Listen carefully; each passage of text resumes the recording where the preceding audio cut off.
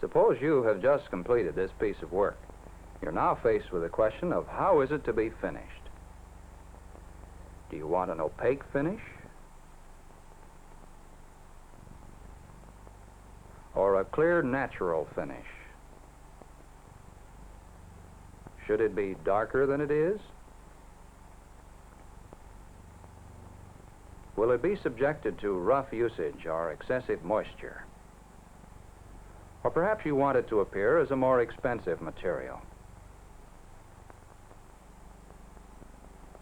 There are wood finishes that can meet any or several of these requirements. But if the finish is not selected wisely, all the hours that have gone into your project will have been wasted, and the potential beauty of a fine piece of craftsmanship will not have been realized.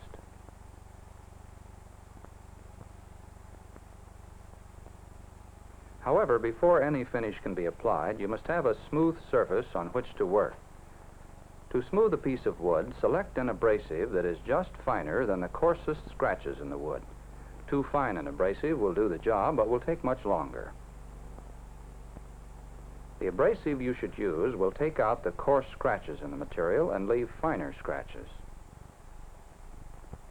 The next finer abrasive you use will take out the scratches left by the preceding abrasive and leave still finer scratches. And so on until the piece is as smooth as you desire. Dents may be raised by repeatedly applying a cloth soaked in hot water until the dent is raised slightly above the surrounding surface. Then it may be sanded down flush.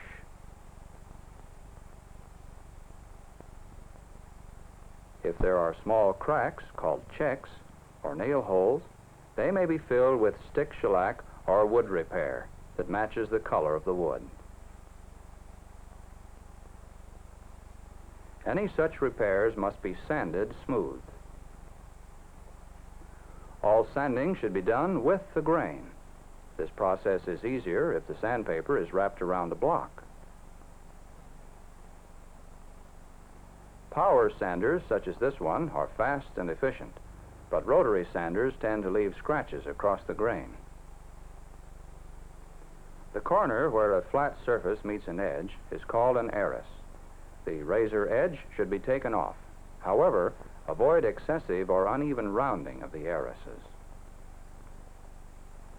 Curved edges should be sanded only with a forward motion with the grain. After sanding, clean the work first with a brush and then with a clean cloth, and it is ready for the finish. The simplest finish to apply is paint, and if the wood is not attractive, or if you want to match other furniture or cover it for some other reason, paint is a very effective way of doing so, and paint can be obtained in any color. However, before painting, cover knots and pitchy places with shellac. Or if you are using a pitchy wood such as pine, it should be given a first coat of shellac. This seals the pitch in so it will not penetrate and discolor the paint. If you are using an open grain wood such as fir, you may want to apply a first coat of some commercial sealer. Whatever material is used, the first coat will act as a primer and will raise the grain, so you need to sand this coat with very fine sandpaper. The object should get 3 coats of paint, with each coat getting progressively thicker. Be sure that each coat is thoroughly dry before applying the next. If you like the grain pattern in your wood, there are a variety of finishes you can use to show yet protect this pattern. The piece can be bleached with one of the commercial bleaches on the market to lighten it. However, these are strong chemicals and should be handled with care. If you want the wood to be darker, or if you want a color change, there are wood stains. There are 3 types of stain in common use: oil stain, water stain, and spirit stain. Any of these will bring out the grain and enrich the color, or change the appearance of an inexpensive wood such as red gum to that of a more expensive wood such as walnut.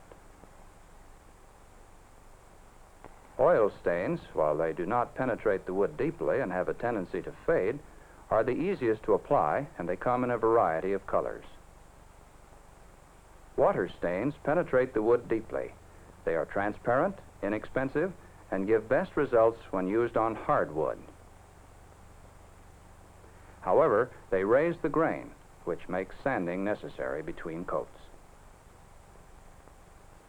Spirit stains are pigments dissolved in alcohol. They penetrate more deeply than other stains, but will fade on long exposure to light. Spirit stains are most commonly used in refinishing old furniture, since they will penetrate a surface where some other finish has previously been used. All stains are applied in much the same way. Begin by testing the stain on a scrap of the same wood to be sure you will get the color you want. For best results, apply 2 coats. This test should be run with all finishing materials. Since end grain takes stain more rapidly than side grain, it should be treated with a dilute solution of the stain, or, in the case of oil stain, with a coat of linseed oil. This prevents the end grain from becoming too dark. Stain the undersurfaces and lower parts first. Brush or wipe the stain on evenly and rapidly, going with the grain. Brush toward the edges to avoid runs. If runs occur, brush them out immediately. Excess water stain can be mopped up with a brush, but if the coat is smooth, it should be allowed to dry into the wood. If you are using oil stain, wipe the surface with a clean cloth before drying begins. This will help produce an even shade. If the color is still too light, apply another coat. Allow sufficient drying time before a filler or sealer is applied. In the case of oil stain, at least 24 hours. If you are using a close-grained wood, such as pine, sycamore, maple, or locust, it may be filled and sealed with a liquid agent such as shellac. If you are using an open-grained wood, such as mahogany, white oak, or walnut, a paste filler should be used. The paste filler should be colored to match the wood or stain and should be thoroughly stirred and thinned with benzene or a thinner recommended by the manufacturer to the consistency of a thick paste. The filler is brushed on with the grain and let stand until the gloss disappears. This requires from 4 to 10 minutes. The filler surface is now rubbed in a circular motion to pack the filler into the pores. The excess is then removed by rubbing across the grain with a rag. Streaks may then be removed by rubbing lightly with the grain. After you have attained the proper color and filled and sealed the wood with a coat of sealer or thin shellac, it is time to select your final finishing material. Shellac, varnish, and lacquer are the materials most commonly used. White shellac is best for general use. It sets quickly and becomes quite hard when dry. However, it becomes soft and turns white when exposed to excessive moisture or heat. Shellac can be applied over stained or natural wood. It is used as a liquid filler or sealing coat, or it can be used alone, building up a smooth, protective finish with several coats. After cleaning the object thoroughly, prepare the first coat of shellac, made up of 1 part alcohol and 1 part shellac. Lay the shellac on in narrow strips with a good quality varnish brush about 1½ inches wide. Use long, fast, even strokes working toward the irises. If any spots seem to have been missed, leave them to be covered by the next coat. After at least 8 hours drying, rub the project down lightly with very fine sandpaper and steel wool. Use a small piece held lightly with the fingertips and work only a small area at a time.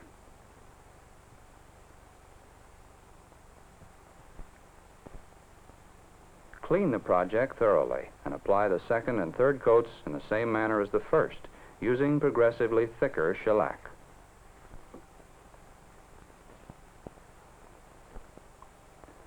For a fine finish, use a felt pad and rub the final coat with pumice stone and rubbing oil.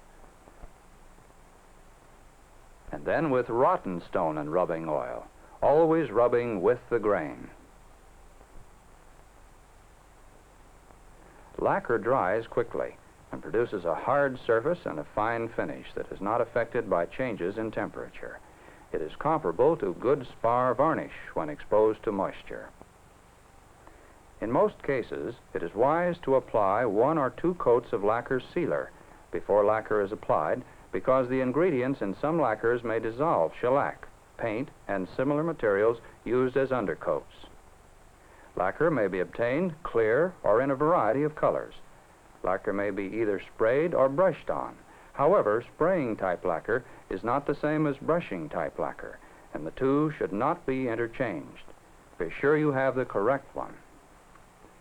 Brushing type lacquer should be applied over a smooth coat of lacquer sealer with a good quality camel's hair or fitch hair brush. Flow on the brushing type lacquer with the brush and do not brush over the same place more than once. Lacquer must be applied as rapidly as possible and the brush strokes finished out to the irises. After 3 or 4 hours for drying, sand the rough spots lightly with very fine sandpaper, and you're ready for the second coat.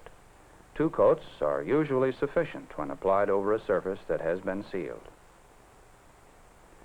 Sand the final coat lightly with very fine waterproof sandpaper and rubbing oil.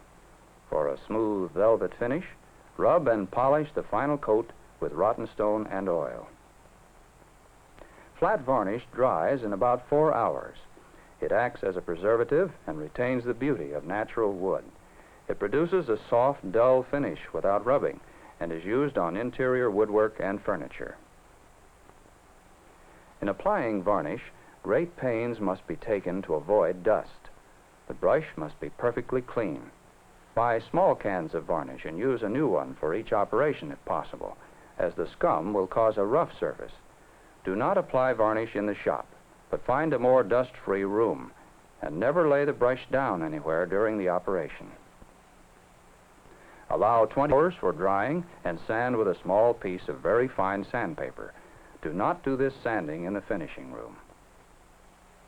Apply the second and third coats as you did the first, sanding between each coat.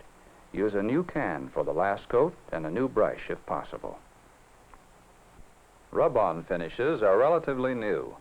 They can be applied over natural or stained wood. They are fast drying and have an oil or wax base. The rub-on finish must be applied on a clean surface. But unlike resin-based finishes, while this finish is wet, it is relatively free from the ill effects of dust. This dust-free quality makes it possible to rub it on in a busy shop and still get a fine finish. And finally, to add polish and protection to any project, apply a coat or 2 of paste wax. In brief, then, be sure that your project is ready before you apply any finish. Decide what you want in colors and textures, and experiment to be sure that you can produce them. For safety's sake, be sure to put all oily rags in a closed metal container. Take pains with every step of the finishing process so you know that everything will be just the way you want it. Wood finishing is difficult, but if you handle these finishing materials in a skilled manner, they will work for you and the resulting product will be worthy of a true craftsman.